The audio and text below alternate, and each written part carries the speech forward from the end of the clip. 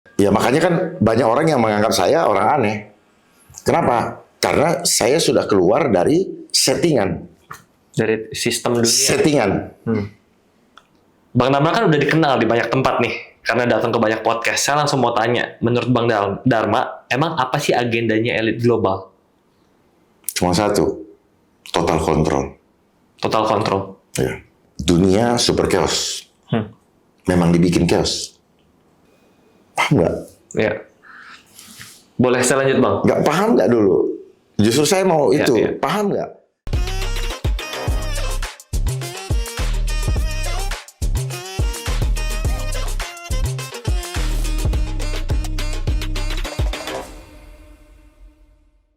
Hai teman-teman Behind the Story, welcome back sama gue Brian. Hari ini kita kedatangan seorang purnawirawan yang banyak bersuara keras tentang agendanya elit global. Nah, kita mau ngobrol banyak. Kita mau mengkonfirmasi banyak hal. Kita mau belajar juga dari beliau. Selamat datang Pak Dharma. Makasih Pak. Terima kasih Brian. banyak waktunya. Ini kesempatan yang luar biasa nih bisa ngobrol sama Bang Dharma. Makasih. Tadi sebelum kita take, saya sempat ngobrol sama Bang Dharma. Saya tanya, Bang ada titipan pertanyaan nggak? Apa yang mau disampaikan? Nah, Bang Dharma bilang Indonesia harus jaga kedaulatannya. Katanya tanggal 19 Juli. Anyway, hari ini kita syuting di tanggal 14 ya. 14. 14. Tinggal 5 hari lagi ya. 19 Juli kata Bang Dharma, World Health Assembly akan memutuskan satu keputusan yang sangat berdampak. Nah, Terhadap dunia. Kita bicara khususnya Indonesia. Nah, akan boleh. kehilangan kedaulatannya. boleh ceritakan Bang, itu tentang apa? Ya, tentang keputusan yang akan diambil oleh World Health Assembly, yaitu mengamandemen regulasi daripada International Health yang sudah mereka sepakati pada tanggal 1 Juni 2024. Oke. Mereka mengamandemen keputusan yang mereka sudah buat pada tahun 2015, kalau saya tidak salah. Yang mana isinya mengancam kedaulatan negara karena apa? Mereka akan memainkan suatu isu untuk bisa melakukan kontrol atau kendali terpusat hanya dengan mengatakan bahwa terjadi pandemi. Semua keputusan-keputusan yang ada di bangsa kita itu harus mengikuti arahan daripada World Health Organization. Jadi ini ada berkaitan dengan pandemi treaty yang akan diputuskan pada tahun depan, bulan Mei 2026. Jadi manakala tidak ada penolakan dari pemerintah Indonesia terhadap keputusan yang akan diambil tanggal 19 Juli yang akan datang, maka otomatis Indonesia harus tunduk kepada amandemen dari regulasi International Health. Amandemen ini yang endorse adalah World Health Organization. Ya, karena pada saat itu tidak ada kesepakatan terhadap keinginannya World Health Organization untuk memutuskan bahwa pada saat bulan Mei 2024 yang lalu, mereka akan memutuskan bahwa akan ada pandemi. Oke. Nah, tetapi karena tidak disetujui oleh semua negara, hanya kurang lebih 154, maka mereka mencoba mencari jalan lain dengan mengangkat ke World Health Assembly. Di atasnya WHO itu Di atasnya ya? WHO. Oke. Ya, untuk membahas ulang. Dan akhirnya tanggal 19 yang akan datang menjadi penentuan apakah Indonesia ikut atau Indonesia keluar dari keputusan amandemen tersebut. Amandemen tersebut sudah diikuti oleh 196 negara. 194 negara adalah anggota WHO, ditambah 2, Leicester dan Tahta Suci. Siapa tuh Tahta Suci? Apa tuh Bang? Vatikan. Oh, oke. Ya, seperti kita ketahui, Vatikan adalah negara terkecil di dunia, tapi negara terkaya di dunia.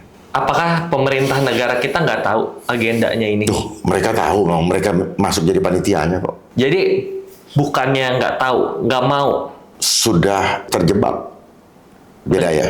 nggak punya opsi untuk Punya, tergantung kepada pemimpin bangsa kita. Tergantung kepada pemimpin-pemimpin dari negara-negara yang sudah menjadi anggota WHO. Oke. Beliau-beliau ingin menjaga kedaulatan bangsanya, Ya. sebagaimana yang termaktub di dalam alinea keempat pembukaan Undang-Undang Dasar 1945, di mana tujuannya yang pertama adalah melindungi segenap bangsa Indonesia dan seluruh tumpah darah Indonesia. Nah, kalau itu dipedomani, maka ini tidak akan terjadi.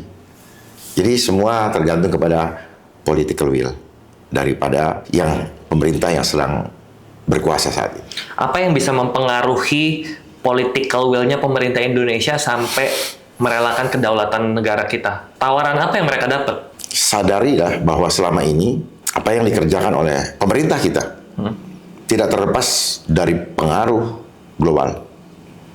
Pengaruh global karena dikendalikan lewat sistem. Seluruh agenda yang diinginkan oleh global sudah dijabarkan dalam program-program yang mungkin banyak yang tidak paham bahwa mengenai RPJP, Rencana Pembangunan Jangka Panjang. Ya, yang tentunya di manage atau diatur, dibagi tugas oleh satu lembaga. Ya, yang kita kenal dengan Bappenas, ya, itu yang membagi hal-hal yang perlu dilakukan oleh setiap lembaga yang ada. Kalau di provinsi namanya Bapeda. Kira-kira begitu. Jadi dari sana, makanya banyak program-program yang kita pikir itu genuine, tapi kalau kita gali lebih dalam, sebenarnya semuanya endorse. Makan gratis gitu, Pak? Termasuk. Oke, Bang. Sebelum Karena itu sudah ada di dalam agenda 21 sampai Zion. agenda 2030, bukan? Oh, Itu penjabaran. oke. Ya, jadi agenda 21 sampai 2030 itu salah satunya pemerintah membesarkan anak-anak. Dan makan gratis adalah satu manifestasi simulasi dari tujuan tadi, bahwa hai anak-anak, orang tuamu sudah tidak bisa membesarkan kamu. Kami yang membesarkan kamu. Dan memang demikian adanya, karena kita lihat membanjirnya PHK, sulitnya ekonomi, sehingga orang tua tidak lagi mampu untuk menghidupi keluarganya secara penuh. Ya. Dan makin hari, makin lama akan merosot. Kenapa demikian? Karena dana yang harusnya berputar di masyarakat dikunci di suatu lembaga yang baru yang kita dengar merupakan konsorsium dari BUMN lah. Oke. Ya, yang ada kata dana-dananya. Oke. Ya, Danantara. Ya. Memang selalu propagandanya ini untuk itu, ini untuk investasi, Ya. betul. Tetapi rakyat Indonesia tidak bisa menunggu investasi. Tolong isi dulu perutnya. Investasi itu bisa dipikirkan dengan cara yang lebih cerdas, tidak seperti itu. Sementara kita tahu bersama, sumber daya alam dengan begitu mudah terbang ke luar negeri. Siapa yang menikmati? Rakyat? Tidak. Artinya apa? Beliau-beliau tidak pernah memikirkan nasib daripada generasi yang akan datang untuk menikmati besar dan indahnya, kayanya bangsa ini. Oke. Bang, saya mau tanya, mungkin Bang Dharma nggak suka sama pertanyaan ini, cuman saya harus tanyakan Bang, tentang sumber-sumber tadi Bang. Kayak Abang dapat informasi tentang tanggal 19 Juli mau ada menentukan amandemen di World Health Assembly. Yeah. Terus Mei 2026. Nah, Abang tuh dengar info-info ini tuh dari mana Bang? Kalau itu bisa diikutin bersama, silakan saja buka di situsnya World Health Organization. Di situ mereka tiap hari rapat. Tapi kan agendanya tidak, yang agenda Abang sampaikan nggak disampaikan. Disampaikan. Cuman banyak orang yang tidak peduli, gitu. Karena orang sibuk dengan urusannya masing-masing. Karena dari dulu kita diajar untuk egois, mikirin kepentingan sendiri, bodoh amat dengan orang lain. Inilah awal mula terjadinya pecah belah ataupun adu domba. Tanpa sadar, ya orang hanya mengejar kenyamanannya sendiri tanpa memikirkan bagaimana nasib orang lain. Itulah sistem kapitalis, sistem yang hanya menghormati orang-orang yang memiliki modal, seolah-olah orang yang memiliki modal lah yang berhak hidup di negara ini. Ya, kalau tidak punya modal, maka mereka modar. Oke, dengan melihat track record Abang nih di dunia intelijen keamanan, saya mau tahu pandangan Abang tentang kondisi geopolitik. Kan dunia lagi super chaos nih Bang. Kondisi Indonesia gimana Bang saat ini? Ya, dunia super chaos. Memang dibikin chaos. Jadi kalau Indonesia seperti itu, Indonesia tidak punya pendirian, maka chaos adalah suatu keniscayaan. Mampu nggak Bang Indonesia berdaulat Bang di tengah tekanan? Bagaimana mau mampu berdaulat tanggal 19 saja sudah tidak menolak mau berdaulat dari mana. Jadi jangan cuma retorika. Berdaulat itu rakyat nggak akan kelaparan. Rakyat tidak akan di PHK. Itulah akibat dari apa? Dari sistem edukasi general education yang menggiring kita untuk menjadi budak atau menjadi labor. Ya. Sekarang orang-orang sekolah itu menggantungkan harapannya kepada lapangan pekerjaan. Di situ salahnya. Akhirnya begitu lapangan pekerjaan tidak ada, mabuk semua, frustrasi semua, menangis semua. Lalu buat apa melewati bangku sekolah selama ini? Toh juga ilmunya ilmu yang tidak bermanfaat bagi kelangsungan hidup kita. Hanya menjadi pengetahuan yang tidak bisa diimplementasikan. Abang ini banyak ngomongin tentang konstruksi berpikir kita dari dulu, kita semua udah diatur dengan salah nih. Nah, Abang banyak bilang sistem sekolah udah nggak benar. Terus termasuk gereja juga banyak yang Homo homini lupus kan? nggak benar. Nah, jadi kita ini harus gimana? Apakah harus nggak sekolah, Bang? Perlu berpikir dulu kembali. Dari mana kamu berasal? Dalam konteks apa, Bang? Dalam konteks yang sesungguhnya. Oh, dari Sang Pencipta. Bagaimana prosesnya sehingga sekarang Brian bisa duduk di sini? Prosesnya? Ya. Ya, dia menciptakan kehidupan. Ada orang tua saya melahirkan saya. Bagaimana? Kenapa bisa lahir? Nggak bisa lahir. Ya, ada hubungan intim menghasilkan saya. Terus bagaimana kamu dipilih untuk Brian yang muncul dari sekian ovum yang dibuahi? Bagaimana dipilihnya? Ya. Ketetapan Tuhan? Ketetapan Tuhan. Berarti Brian ada saat ini karena dia. Betul. Masih ingatkah sama dia? Ingat? Ingat. Kalau ingat dengan dia bahwa kita sadar bahwa hidup mati kita dikuasai oleh dia. Bukan oleh dunia. Ya, itu betul. Ya, lalu kenapa kita ketakutan? Betul, saya sepakat. Nah, itu. Nah, di sistem yang kita lewati, hanya ketakutan demi ketakutan yang ditekankan di dalam hidup kita. Karena ketakutan itu adalah alat kontrol untuk membuat kita selalu seperti ayam yang dikasih makan, terus masuk dalam perangkap. Mengapa saya mengatakan bahwa edukasi yang selama ini kita lewati hanya untuk membuat kita menjadi labor atau pekerja. Nah, pekerjaannya dihilangkan, apa yang terjadi? Frustrasi yang ada.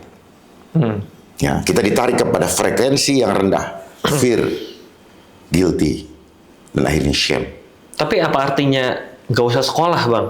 Sekarang apa gunanya sekolah? Hanya cari sombong-sombongan supaya dibilang pinter, tetapi tidak bijak. Nah, Abang Dharma dulu sekolah nggak? Justru karena saya memahami ini, maka saya sampaikan supaya jangan lagi menjadi seperti saya. Jadi gini, sekolah dengan pendidikan dua hal yang berbeda.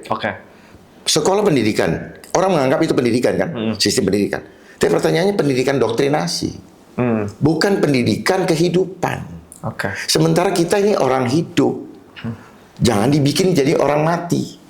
Dia hidup tapi mati. Kenapa? Jiwanya nggak hidup. Yang dihidupi cuma tubuhnya. Itulah yang terjadi di sistem edukasi general itu. Jiwanya nggak diisi, dibikin nina bobokan jadi kopong. Akhirnya kita lari karena jiwanya kosong, lalu larilah untuk mengisi jiwa dengan apa? Dengan benda-benda materi. Pengen beli mobil, pengen ini, pengen itu. Tapi begitu digebrak sedikit begini tentang kematian, tentang hal yang dia tidak bisa lihat, kelimpungan karena jiwanya dinina bobokan. Tertidur. Makanya kenali jati diri. Jangan kita hidup seperti pohon kangkung.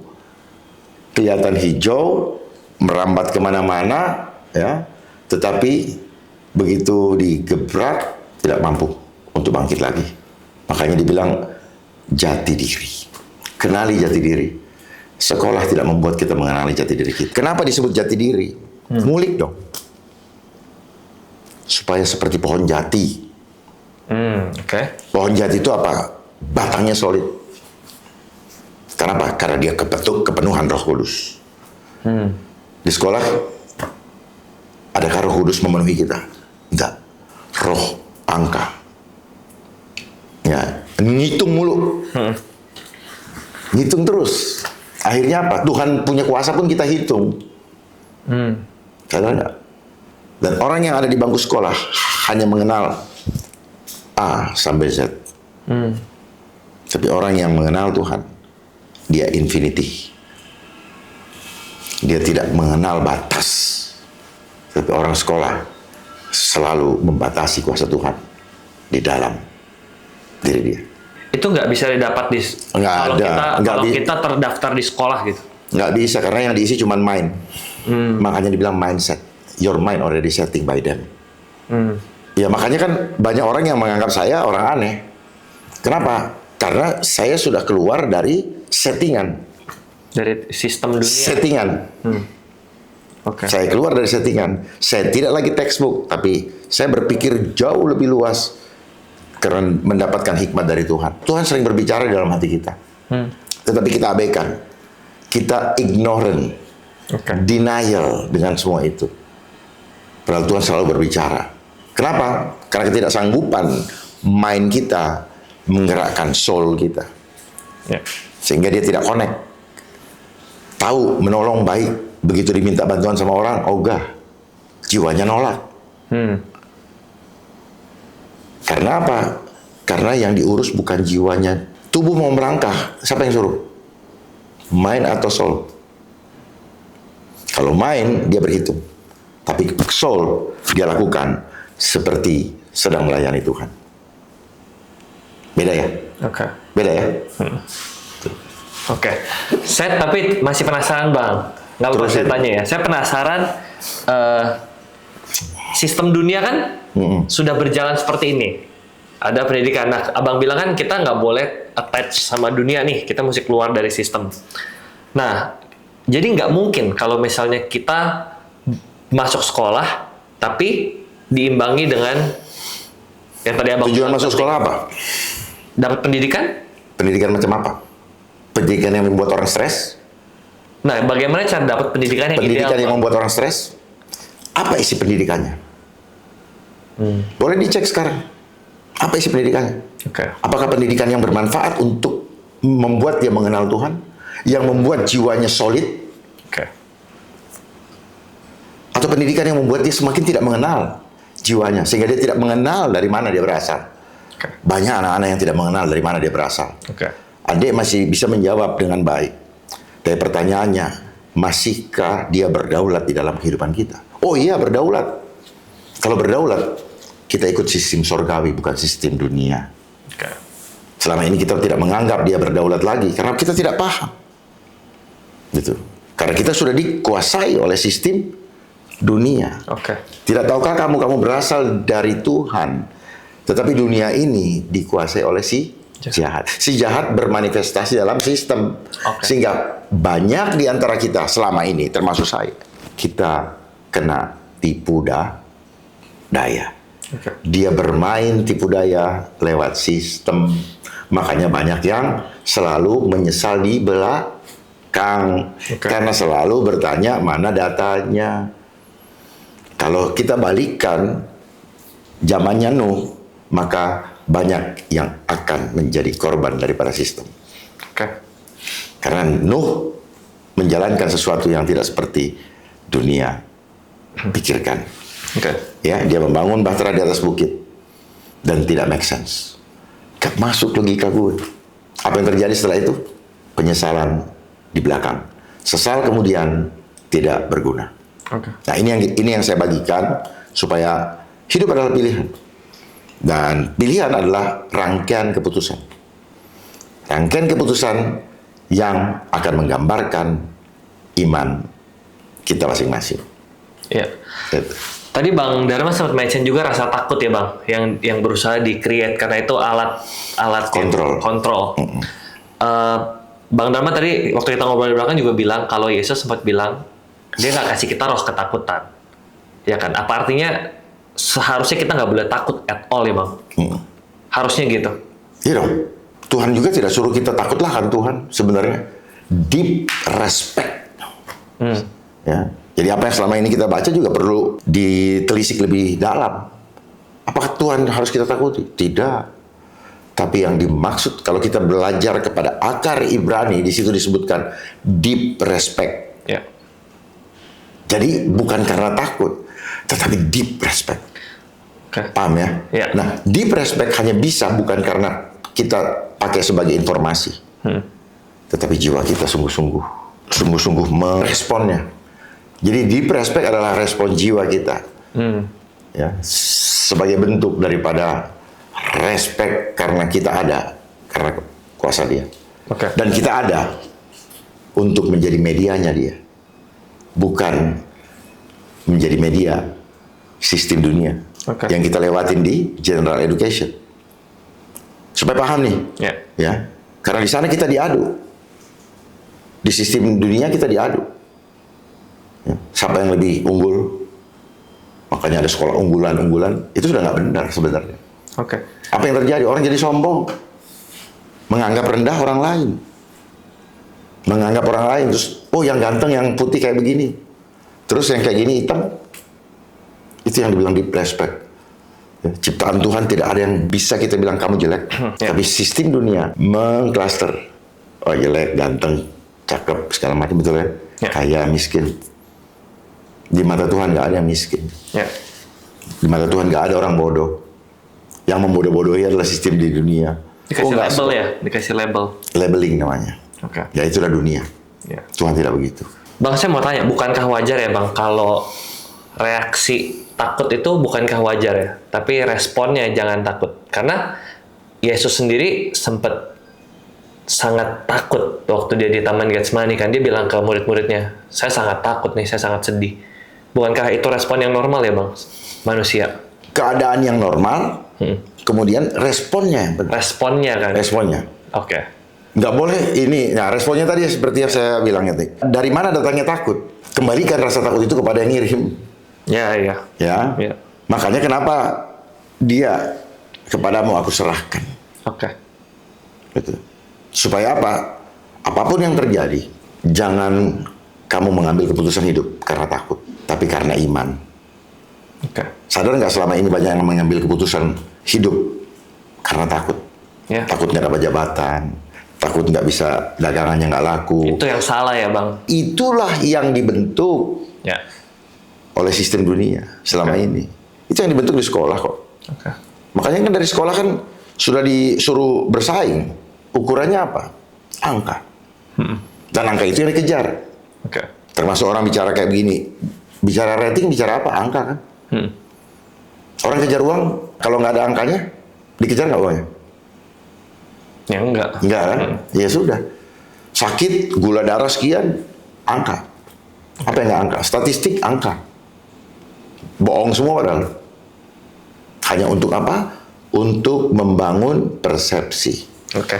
Lewat narasi-narasi. Terciptalah tujuan daripada opini. Gitu. Oke. Karena elit global ini benar adanya, Bang. Saya mau tanya siapa yang pegang narasi sejarah, Bang? Karena di Indonesia, Menteri Kebudayaan kita, Pak Fadlizon, sedang mengkoordinasi proyek penulisan ulang sejarah Indonesia yang akan diwariskan ke generasi berikutnya. Padahal kemarin, Pak Fadlizon sempat bikin kehebohan nih, Pak. Bilang kerusuhan 98, pemerkosaan itu nggak ada bukti konkretnya, bahkan dia bilang itu rumor. Ya kan? Nah, dia sedang mengkoordinasi proses penulisan sejarah ulang, Mbak. Yeah. Pertanyaan saya, bagaimana kita, rakyat yang gak ngerti di dalamnya, bisa mengenali indikasi-indikasi sejarah yang mau dirubah, atau untuk kepentingan seseorang atau anggota tertentu, Bang? Narasi sejarah saat ini itu dikuasai oleh yang memiliki sistem. Yang kita ikuti seperti selama ini. Bayar pajak, hutang negara, harus begini, sekolah, itu kan narasi. Makanya di sekolah dikasih narasi yang mereka inginkan. Baca nih, seolah apa yang kita baca sudah menjadi kebenaran. Sementara kita belajar bahwa setiap ahli yang menulis juga seringkali bertentangan kan. Makanya kita perlu berhikmat. Oke. Bukan pakai ini terus, Mas. Kalau kita mencari panduan seperti ada di sini, maka akan kehilangan kontrol. Karena dikontrol oleh alat ini. Coba kayak saya ngomong nggak pakai alat itu. Ya, bisa kemana-mana signalnya. Jadi narasi itu betul dipegang oleh yang mengendalikan sistem dunia. Sehingga apa yang mau dibikin, nah bagaimana caranya tribute atau spread? Ya pakai media. Media siapa yang menguasai? Mereka. Itu satu hal. Kemudian buku. Siapa yang mampu mencetak buku untuk dibagikan ke seluruh dunia? Kalau bukan mereka yang punya uang. Oke. Ada yang nggak bisa menuliskan itu. Dan kalau ada yang menuliskan di luar yang mereka mau, yang ada apa? Di ban.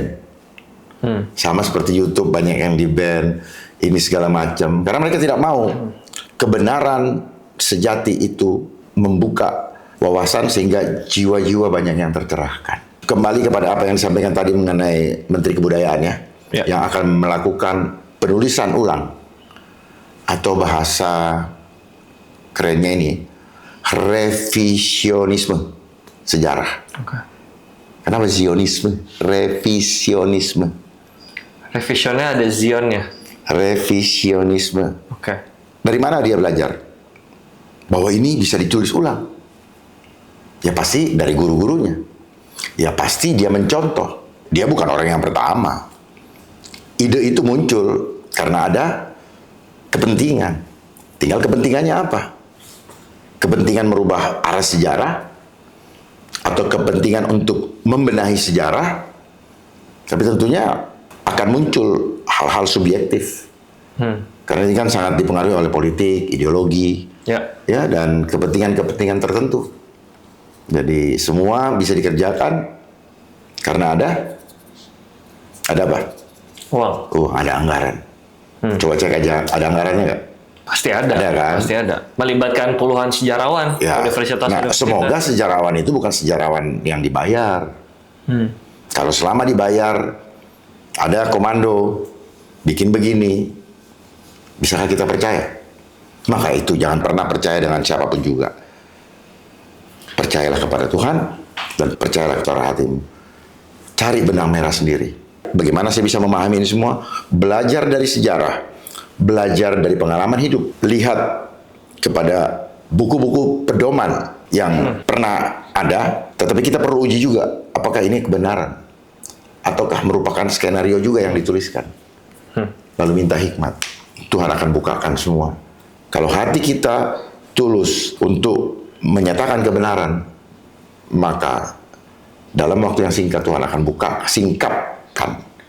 Bagi orang-orang yang masih ada selubung, dia akan tetap bebal. Diberitahu, tetap ignorant. Dan dia akan tetap menginginkan hal-hal kenikmatan dunia. Selama kita masih mengejar kenikmatan dunia, maka selama itu selubung akan menutupi kita. Jangan pernah berharap akan bertemu dengan kebenaran. Karena dia adalah kebenaran. Maka kalau kita mengenal dia, kenalilah kebenaran, karena kebenaran itu yang akan memerdekakan kamu. Oke, jadi gimana cara kita cari tahu sumber yang benarnya nih Bang? Karena kalau menurut penjelasan Abang, ini sudah dikontrol sama sistem. Jurnal ilmiah kita juga nggak bisa percaya 100%. Nggak bisa. Media kita nggak bisa Nggak percaya bisa. 100%. Semuanya kita nggak bisa percaya. Apakah last option kita cuma bisa percaya hati yang kita rasakan ke Tuhan? Di Betul. saat saya pernah baca Bang di Alkitab, terus saya bisa bukain sih. Silakan. Katanya hati manusia tuh licik kecenderungannya, selalu jahat. Buku Apakah manusia itu bisa referensi apa dipercaya? yang kamu baca? Sebentar saya cari ayatnya Bang. Saya lupa di mana. Ya, ayat boleh di ayat, tapi jangan salah bahwa di ayat-ayat pun banyak penulisan yang tidak tepat. Oke. Karena ini kan terjemahan. Betul. Terjemahan dari mana? Bahkan versinya begitu banyak, ada 3.000 versi. Ya. Nah itu perlu kita sama-sama belajar kembali. Iya. Kenali sejarah penulisan Alkitab. Ya, jadi supaya ini bisa kita baca, tetapi bagaimana maknanya, Ya. minta hikmat. Ketika kita berbicara tentang firman Tuhan, berarti dia berhubungan dengan jiwa. Oke. Jiwa. Maka hanya jiwa-jiwa yang tercerahkan, jiwa-jiwa yang terkoneksi dengan dia, yang mampu untuk memahami Ya. apa yang dimaksud. Nah, yang ayat yang saya pernah baca ini Bang. Di Amsal 28 ayat 26 dibilang siapa percaya kepada hatinya sendiri adalah orang bebal, tapi siapa berlaku dengan bijak akan selamat. Sama di Yeremia Satu-satu supaya nggak bingung. Ya, silakan. Siapa hati? Hati yang mana? Hati yang kotor. Karena antara tadi siapa yang percaya dengan hati ya akan siapa percaya kepada hatinya sendiri adalah orang bebal, tetapi siapa berlaku dengan bijak akan selamat. ya Ya. bijak akan selamat.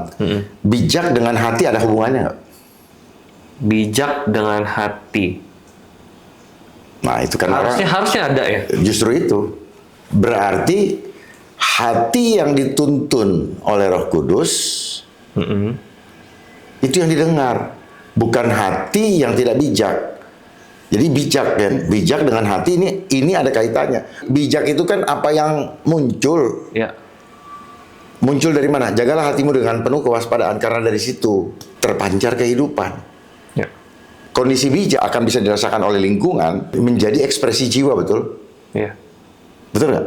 Ya. Ya, makanya bilang jagalah hatimu. Bukan mendengarkan hati yang dikuasai hawa nafsu. Makanya dibilang roh penurut, daging lemah. Karena daging sangat tergantung kepada roh. Kalau roh jiwamu dikuasai oleh roh, maka dagingmu akan mengikuti. Paham nggak? Ya. Boleh saya lanjut, Bang? Nggak paham nggak dulu? Justru saya mau Ya, itu. ya. Paham nggak? Jadi kamu akan melakukan dagingmu, fisikmu, itu akan mengikuti apa yang disuruh oleh hatimu. Nah, menjaga hatinya tuh pakai apa, Bang? Roh Kudus. Lah bagaimana kamu mau menjaga hati kalau kamu hanya pakai mind? Selama ini kan soul kita nggak dihidupin. Di firman Tuhan selalu berkatakan, sadarlah. Dan berjaga-jaga. Jangan dipikir mata melek ini sadar. Enggak, bos. Ya. Sadar itu apa? Karena banyak orang mabok. Mabok jabatan, mabok harta, mabok cinta, mabok apa. Ya. Terus tertidur. Ya. Tertidur itu apa? Hidup nyaman dengan comfort zone. Ya. Nggak mau keluar. Ya, untuk merubah diri. Itu. Makanya sadarlah. Jadi kita melaksanakan, aduh gue pengen ke ini lah, mungkin jalan-jalan ke Las Vegas. Ya. Itu suara Roh Kudus atau suara kedagingan? Oke. Nah, kalau suara Roh Kudus, maka ngapain ke sana? Ngabis-ngabisin duit. Mendingan duit ini kita bagikan bagi orang yang memerlukan.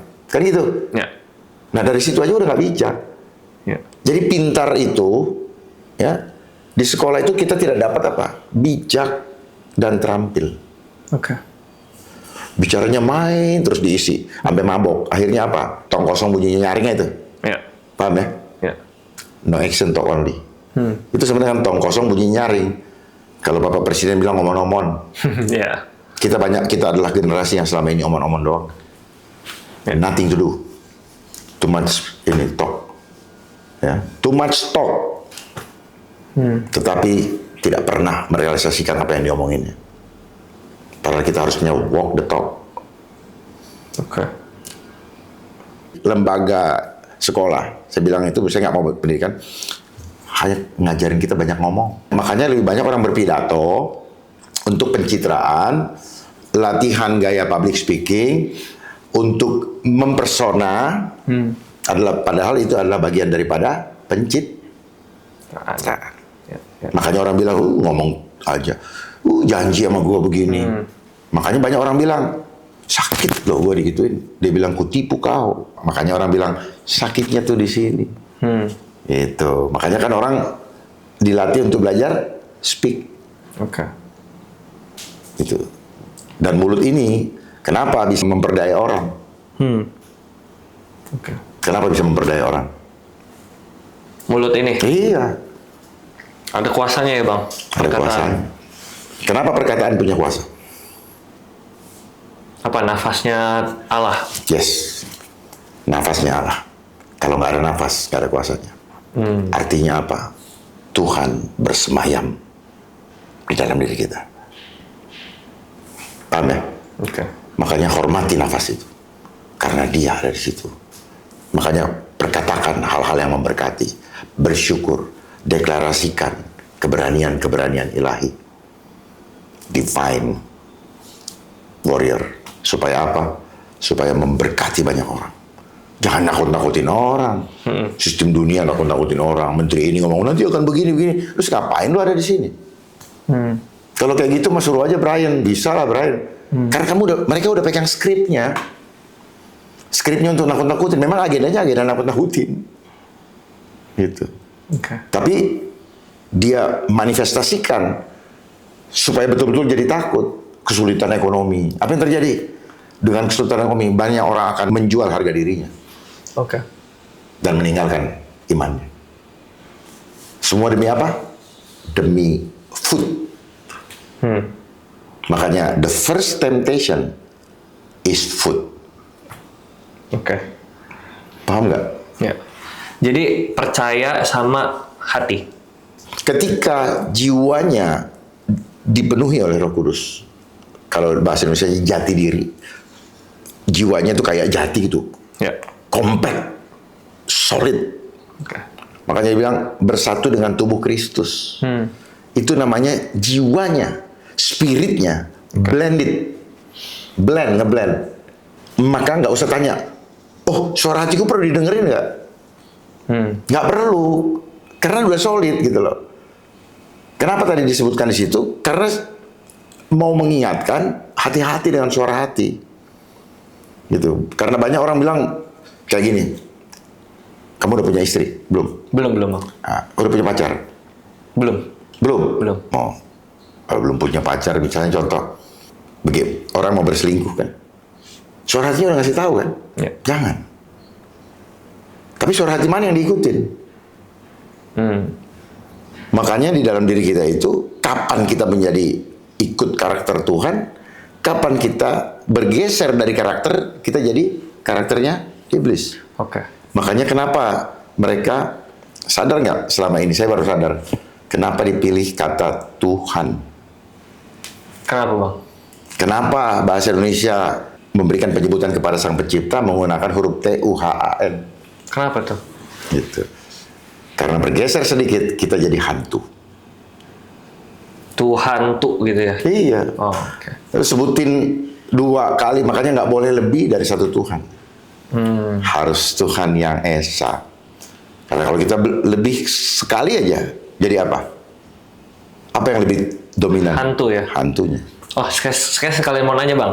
Abang kan, saya tontonin podcast. Nanti orang bilang, oh ini cocok morgi. Makanya belajarlah berpikir kritis.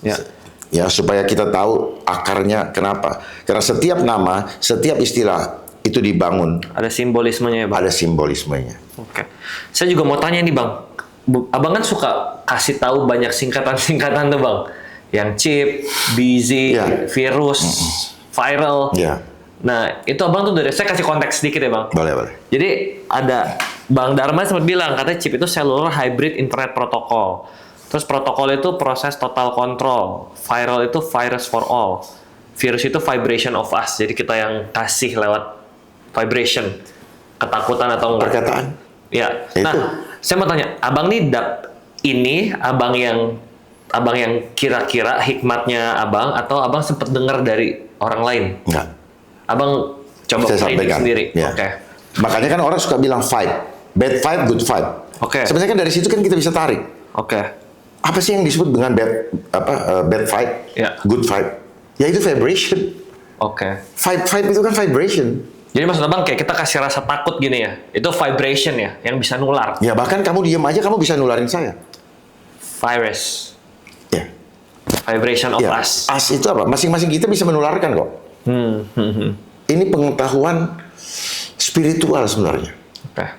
Karena ketakutan itu sendiri spirit. Setuju tidak?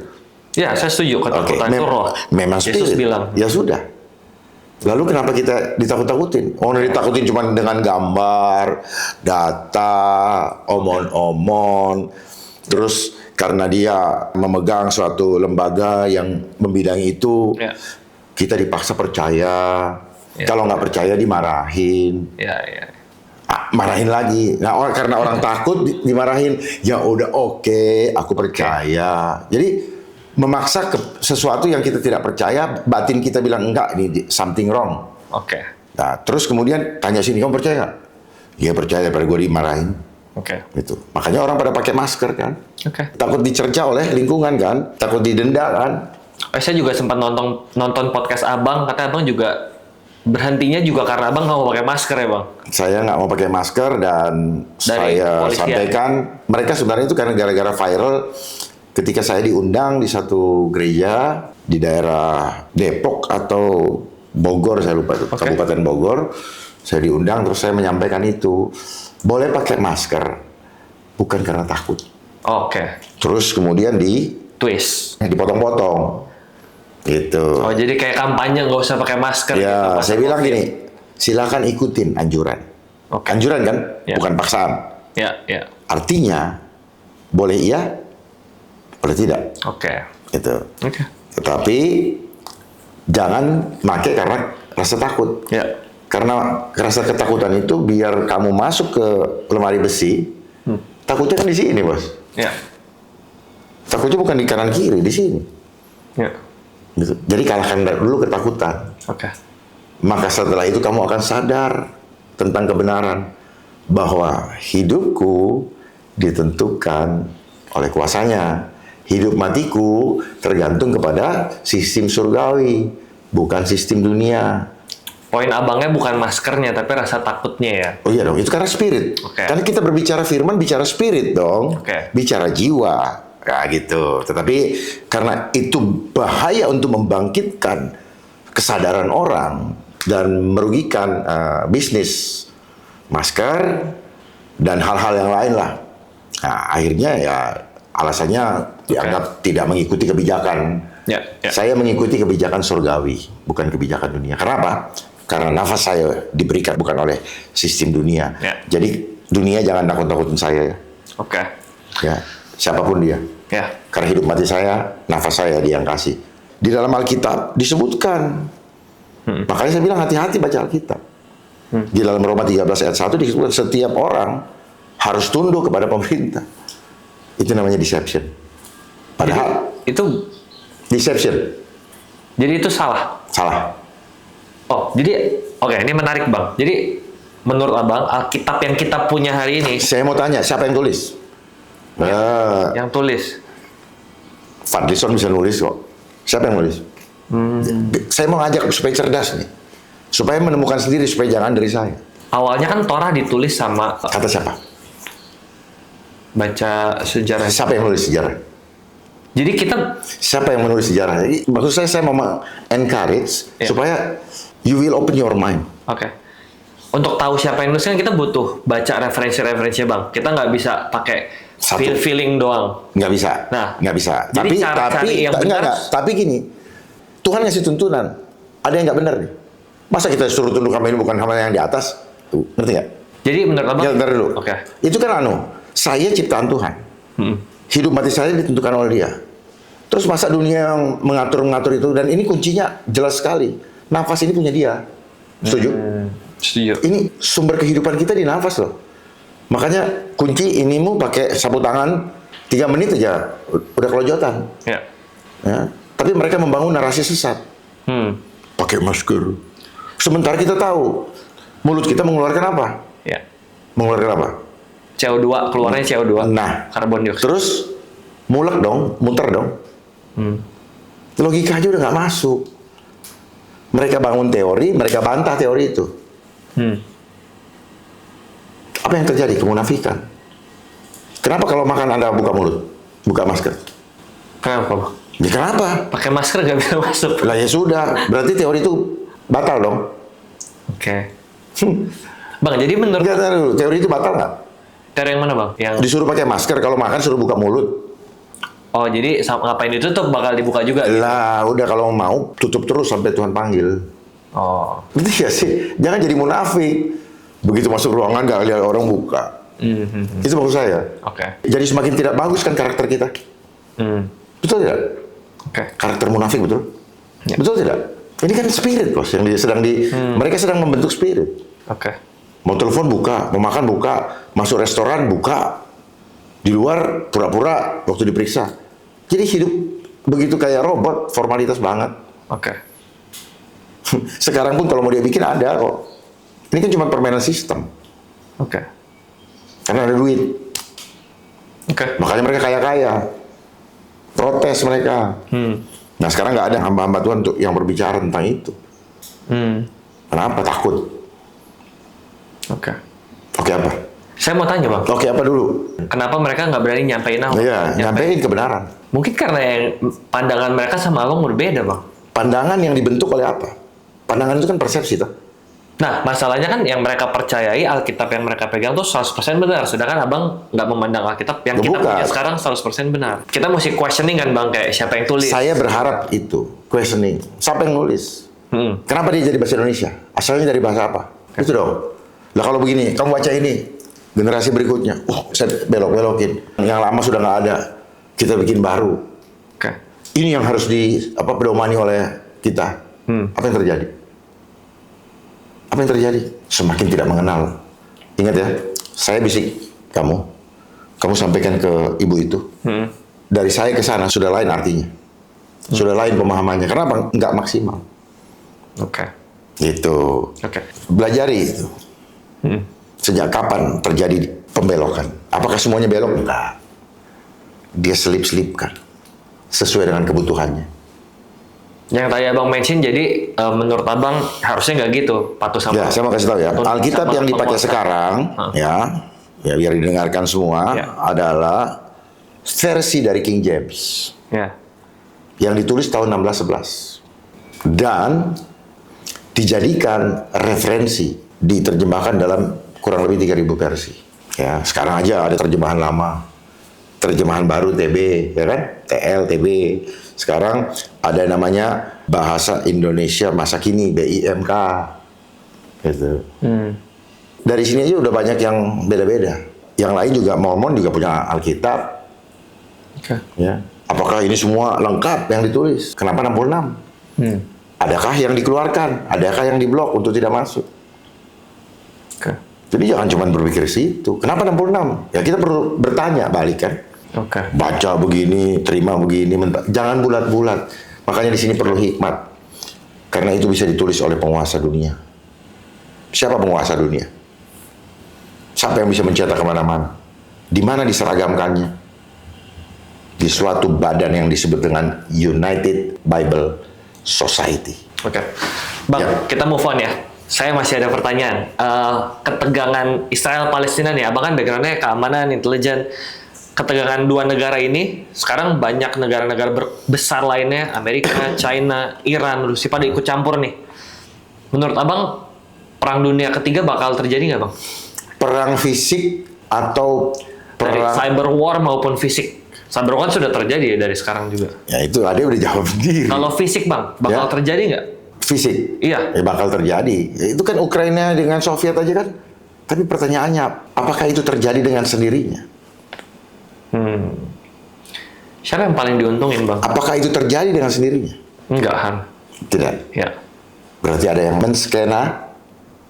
Skenario kan. Kan. Siapa bang? Ya, ya kembali lagi. Siapa yang membuat narasi dunia ini? Mereka lah pemodalnya. Oke. Nah, hidup ini seperti ada peran protagonis, antagonis, dan tritagonis. Gitu. Ya. Ya, ada skripnya, ada sutradaranya, Ya. ada produsernya, ada pemodalnya.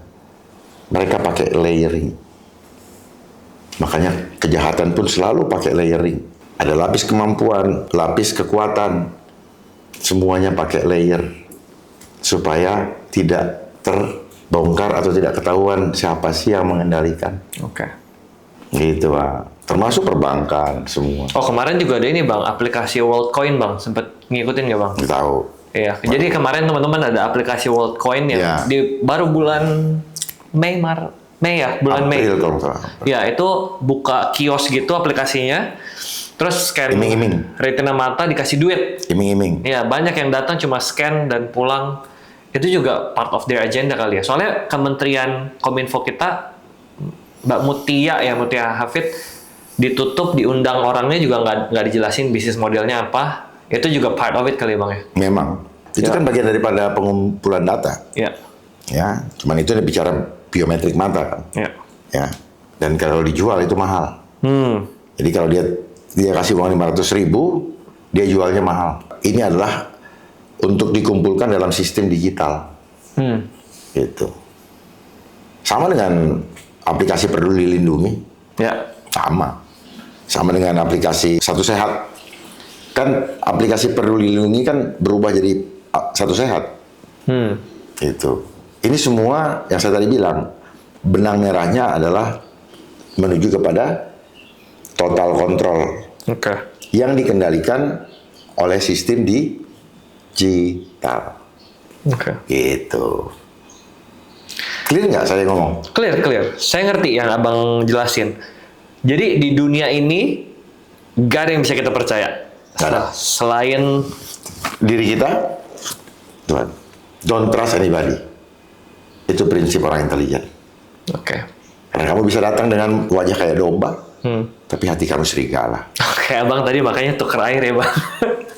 Itu Iya. bentuk kewaspadaan ya. Ya artinya mungkin saja kamu nggak tahu. Bukannya abang mencurigai, tapi mungkinnya saya nggak tahu juga. Mungkin kamu nggak tahu. Oke. Ya, karena bisa mereka menyelinap di sekitar kita. Bang, ini pertanyaan. Karena mereka bekerja secara shadow. Oke. Gitu. Pertanyaan konyol saya, Bang. Kan abang tadi bawa air sendiri, Bang. Saya boleh minum ya? Boleh, silakan, Bang. Itu airnya abang ngambil dari mana, Bang? Dari tanah. Iya, abang ngambil air tanah. Oke. Yang kamu minum air dari mana? Saya mau beli yang ada mereknya. Oh, Abang pakai filter gitu di rumah ya? ya. Langsung air tanah. Asalnya dari mana itu? Oh, Kenapa air yang Tuhan berikan jadi industri? oke. Oke. Kenapa? Karena inilah zaman revolusi industri. Semua harus jadi Uang. uang. Kamu nanti kalau jatuh cinta, kamu perlu uang. Ya. Betul nggak? Betul. Betul. Betul. Jadi cinta juga industri. Oke. Bahkan marriage juga industri. Oke. Betul nggak? Ya. Betul nggak? Nah, saya nggak bisa komen tuh, Bang. Saya belum pelajari lebih Nggak jauh. harus komen karena sewa gedung ini anu itu dari mana ritual itu? Oke. Itu nggak harus sih. Nggak harus, tapi kan faktanya kan orang sudah terbentuk. Iya. Kalau nggak begini nggak asik gitu loh. Nggak keren. Tapi jadi salah kah Hah? kalau itu dilakukan? Dampaknya yang jadi salah. Oke. Wah, nyari duit susah, pinjam ke Oh, sana. oke. Terus apa yang kita dapat? Oke. Ya. Tetapi ada dorongan seperti itu. Nggak gitu nanti dari keluarga satu pihak merasa, waduh gimana nih? Ya. Ini kan kebanggaan kita. Bicara kebanggaan semu jadinya kan gitu. Ya, Padahal saya setuju, Bang. perkawinan itu adalah hubungan dengan Tuhan. Perjanjian dengan Tuhan. Buktinya banyak yang sewanya gila-gilaan sampai puluhan miliar. Cerai itu. Ya. Apa yang jangan cari? Betul. Jadi makanya jiwanya yang penting dulu. Oke. Bang, perkara COVID kan kita udah belajar dari COVID yang kemarin nih. Pandemi. Apanya yang kamu pelajari? Saya dengerin podcast abang nih banyak. Kita nggak boleh takut-takutin, nggak boleh percaya sama skenario yang mereka bikin. Memang iya. Dan lain-lain. Nah, kan abang bilang 2026 dan 2019, tanggal 19 Juli ini nih 4 hari lagi dari hari ini, dari World Health Assembly merencanakan hal yang mirip-mirip nih in the future. Pertanyaan saya, Bukan mirip-mirip, lebih ya? lebih. Nah, pertanyaan Lebih saya, total. kita harus gimana bersikapnya menghadapi di saat pemerintah mewajibkan, terus semua diatur kayak COVID kemarin, bahkan ini lebih, kita harus gimana? Pertama, bersuara dulu dong. Semua himbau seluruh rakyat untuk berani bersuara menyatakan kebenaran. Kasih tahu, nggak usah takut-takutin kita deh. Oh, di undang-undang yang abang sempat mention? Ya nanti dulu maksudnya apa? Kita sama-sama nih Ya. ngomongin, Pak nggak usah nakut-nakutin kita deh, kita nggak takut kok. You maunya kemana juga kita tahu kok. Paling duit juga yang lo ambil. Mereka kan cuma mikirin duit. Pura-pura itu mikirin kesehatan rakyat. Pura-pura salus populis suprema lex exto. Keselamatan rakyat adalah hukum tertinggi. Itu kan waktu COVID mereka ngomong gitu. Padahal yang mereka mau hancurkan apa? Kebutuhan jasmani dan jiwa. Sekali dayung, 2-3 pulau terlampaui. Duit dapat, jiwa orang melayang. Karena tidak adanya uang, orang stres. Dikurung di rumah, orang stres. Kebosanan itu membuat penyakit loh. Akhirnya apa? Ya udah terima vaksin. Habis gimana? Kalau saya nggak gini, saya nggak bisa begini. Paham nggak? Ya. Jadi mereka bikin trap, bahasanya persyaratan. Untuk menjebak iman-iman kertas. Oke. Iman-iman kalian. Dan selama ini kan iman hanya iman di atas kertas. Jadi habis bersuara harus gimana, Bang? Sampaikan, Pak Menteri, nggak usah nakut-nakutin kita deh. Gitu. Tapi kan ada undang-undangnya, Bang. Kalau Ya bukan. nggak ngikut Ya, di penjara. Ya sekarang makanya hidup itu pilihan, Bos. Nggak bisa kita mengikuti mereka. Kalau kita mengikuti mereka berarti kita memperkuat ekosistem yang sedang mereka bangun. Jangan ikutin. Bangun ekosistem, pertahankan ekosistem yang free will. Gitu loh. Hidup mati kita nggak lama kok. Tapi keputusan hidup kita di dunia itu menentukan dengan Tuhan. Buat apa kamu dapat dunia tapi jiwamu binasa? Siapa yang mempertahankan nyawanya, dia akan kehilangan nyawanya. Tapi barang siapa kehilangan nyawanya karena mempertahankan iman kepadanya, dia akan memperoleh kehidupan yang kekal. Life is choice. Makanya kalau kita sudah tahu kebenaran, mati sekarang besok sama aja. Tapi lakukan segala sesuatu untuk mempermuliakan dia. Bukan permuliakan orang-orang di dunia. Apa yang kamu lakukan selama ini? Apa yang saya lakukan selama ini? Mari kita koreksi diri. Ya, tidak ada gunanya semua. Semua akan dimakan ngengat. Kita akan tinggalkan semua. Ketika kita masuk ke lubang 1x2, semua kita tinggalkan. Ketika hati kita terikat dengan dunia ini, itulah yang membuat kita ketakutan. Kenapa ketakutan? Karena kita tidak mengenal dia. Bahwa kembalinya kita, justru kita bertemu dengan dia, muka dengan muka. Kenapa kita harus takut? Oke. Dan hidup kita akan dipelihara, semua fasilitas akan diberikan sepanjang kita menjalankan assignment dari dia. Sebagaimana yang tertulis dalam Yeremia 1 ayat 5. Sebelum kamu berada dalam kandungan, aku sudah mengenal engkau.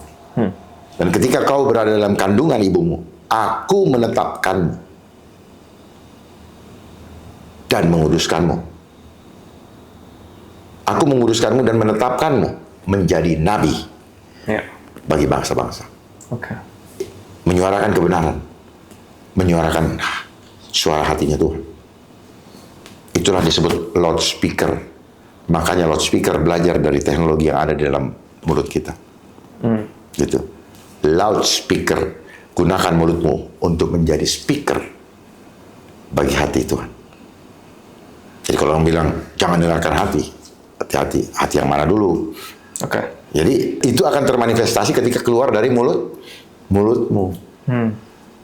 Itu seperti firman keluar dari mulut, kalam mulut Tuhan. Bagaimana bisa keluar? Karena ada roh. Nafas ini roh. Paham ya? Bang, saya mau tanya lagi. Kan abang tadi sempat bilang kita lumayan terjebak nih sama sistem dunia Indonesia. Bukan lumayan, sangat terjebak. Nah, saya ingat waktu itu abang sempat ngomong. Abang bilang saya bisa hapus utang Indonesia dalam 1 hari. Nah, saya pengen tanya bang, yang abang maksud tuh apa bang? Jadi, pertama, ada kemauan tidak? Ada political will nggak? Itu dulu. Kalau kemauan, saya rasa kayak semua pemerintah mau nggak sih bang? Emang ada yang nggak mau? Tadi saya bilang, don't trust anybody. Oh, ada yang nggak mau ya? Don't trust anybody. Sistem nggak mau. Kalau selesai, berarti nggak bisa dikendalikan. Itu kan cara mengendalikan. Namanya debt trap. Loh, tapi orang-orang yang di pemerintahan orang Indonesia, masa dia mau dikendalikan? Kalau dia budak, kalau dia boneka. Apa yang mereka kejar? Ngulik-ngulik daripada anggaran yang dikasih. Dari mana anggaran itu? Dari mereka yang punya agenda. Nggak paham nggak ya? Apa yang mereka kejar? Kenapa semangat? Kenapa programnya sama dengan yang dipropagandakan oleh luar? Nah, yang diomongin semua menteri-menteri itu kan program dari luar. Yang tertulis di dalam Sustainable Development Goals. Ya, berkelanjutan. Apa yang berkelanjutan? Perbudakan yang berkelanjutan. Saya ingin anak-anak muda itu kebuka gitu. Bahwa kita sedang masuk ke dalam ujung daripada perbudakan. Tapi kita nggak sadari. Kenapa? Karena ini tipu daya. Tipu daya bermain dengan sistem. Makanya dibilang sistematis. Terstruktur, sistematis, dan masif. Siapa yang bisa melaksanakan terstruktur, sistematis, dan masif? Siapa? Ayo ngomong. Yang bisa melaksanakan terstruktur elit global, pemerintah? Yang punya struktur dari pusat ke daerah dong. Pemerintah. Ya kurang lebih seperti itu. Ya kan saya bicara itu. Jadi yang bisa itu hanya yang punya struktur komando dari pusat ke sampai pelosok. Oke. Sistematis. Makanya orang nggak sadari. Ya. Kenapa sistematis? Ya karena memang prosesnya step by step. Dari sini geser ke sini, geser ke sini. Contoh Komdigi. Dulunya apa namanya? Saya nggak tahu Komdigi dulunya apa. Kominfo. Oh, Komdigi itu bukan bagian dari Kominfo ya? Ganti nama ya? Ganti nama. Oh, oke. Bertransformasi. Oke. Nah makanya kamu ini nggak tahu itu. Yang mengawasi konten-konten di media sosial siapa? Kominfo. Ya. Kenapa dia jadi Komdigi? Karena sukses di COVID. Kan di COVID itu kan di belakangnya ada huruf ID, identity digital. Jadi kalau kamu mau nanya digital, ya mereka nanti yang koneksikan Oke. semua sistem digital. Oke. Makanya mereka yang nguasain namanya Pusat Data Nasional. Apakah aman? Oh, itu kan pertanyaan. Nggak aman. Kenapa nggak aman? Karena sistemnya punya elit global, punya asing. Makanya IP address juga harus nyewa. Oke. Betul ya? Ya. Mau aman, omong kosong. Oke. Dari mana kita tahu nggak aman? Password disuruh ganti 1000 kali. 1000 kali dia tahu. Kalau kita masukkan nggak match, berarti dia nggak mengenal. Match, berarti dia mengenal. Oke. Paham ya? Ya. Jadi dunia dalam genggaman, mereka yang menggenggam dunia. Kita termasuk yang digenggamnya. Oke. Oke, Bang, saya mau tanya topik terakhir, Bang. Ya, ada cuma oke terus saya mau dieksplor. Oh, yang mana, Bang? Dunia dalam genggaman, yang digenggam kita. Ya. Dan alatnya adalah gadget tadi. Dia mengetahui semua rahasia hidup kita. Karena sistem ini tidak aman. Oke. Gitu. Kenapa tidak aman? Ya karena internetnya punya mereka. Internet itu ibarat apa? Jalur untuk nyedot data. Abang nggak ada account apapun, Bang? Saya cuma punya akun bank. Satu. Yang lain-lain sudah, dulu kan kaya. WhatsApp, IG. IG ada. Ya. IG ada, tapi kan sudah terlanjur. Oke. Sebelum saya paham, karena begitu yang bikin IG saya adalah adik saya. Oke. Ya udah, kakak kalau misalnya ini simpen foto di sini kan gitu. Kita kan nggak tahu. Karena IG, WhatsApp, Facebook dulunya kayak tidak terkoneksi, ngerti nggak? Ya. Sekarang kan terkoneksi semua. Oke. Itu. Oh, WhatsApp dibeli sama Mark Zuckerberg. Tadinya bukan punya dia. Tadinya sama dengan yang apa tuh, Rusia juga yang punya. Terus diambil, diiniin, terus sekarang dibeli ini, Alibaba dibeli, apa segala macam. Itu. Ya. Pertanyaannya, bagaimana supaya aman? Indonesia harus berdaulat, punya internet mandiri. Jangan pakai punya asing. Jadi kita ngatur sendiri, ini sendiri, jaga rakyat. Jangan sampai informasi mau masuk harus ada filternya. Filternya apa? One gate system. Oke. Kalau ada imigrasi orang, imigrasi barang, maka harus ada imigrasi data. Oke. Nah, itu. Terakhir, Bang. Abang boleh nggak kasih pesan-pesan buat kita semua yang nonton? Ya. Jadi hidup di zaman sekarang, apa aja yang harus kita antisipasi, Bang? Apalagi mau menghadapi banyak hal yang Abang udah prediksi akan terjadi juga. Saya nggak prediksi, ini pasti terjadi. Ya. Kalau prediksi bisa jadi, bisa tidak. Oke. Kalau ini pasti terjadi. Oke. Silakan. Karena Bang. jelas Ada ininya. pesan-pesannya, Bang? Kepada semua pemirsa, saudara-saudara, adik-adik yang menyaksikan program ini, persiapkan diri untuk menghadapi keadaan yang tidak semakin baik ke depan. Karena arahnya ke sana. Dengan tidak ikut memperkuat ekosistem yang sedang mereka bangun untuk menjadi jembatan ke ranah atau ke agenda yang mereka inginkan. Jembatan yang akan mereka bangun adalah sistem digital yang akan menyatukan semua kehidupan kita dalam satu kendali. Untuk mengontrol kehidupan kita, kita akan berada dalam bagaikan penjara digital atau digital prison. Persiapkan diri, pertahankan uang kertas, pertahankan emas, bukan kripto. Karena ini adalah bagian daripada penyatuan sistem yang akan di blend dengan blockchain. Ya, saya bukan anti teknologi, tetapi ternyata teknologi yang memanjakan kita justru dipakai untuk menguasai kita. Teknologi dibuat oleh manusia, tetapi bukan untuk menguasai kita. Kenyataannya, dia mengambil alih, menggantikan peran kehidupan kita, sehingga manusia menjadi hilang peradabannya. Tetap bertahan, andalkan Tuhan, jangan pernah mau digiring menjadi transhuman lewat apapun juga caranya. Terima kasih, Tuhan memberkati. Terima kasih banyak Bang Dharma buat waktunya. Terima kasih. Kesempatan yang luar biasa. Teman-teman, terima kasih sudah nonton sampai ending episode. I'll see you guys the next episode. Bye guys.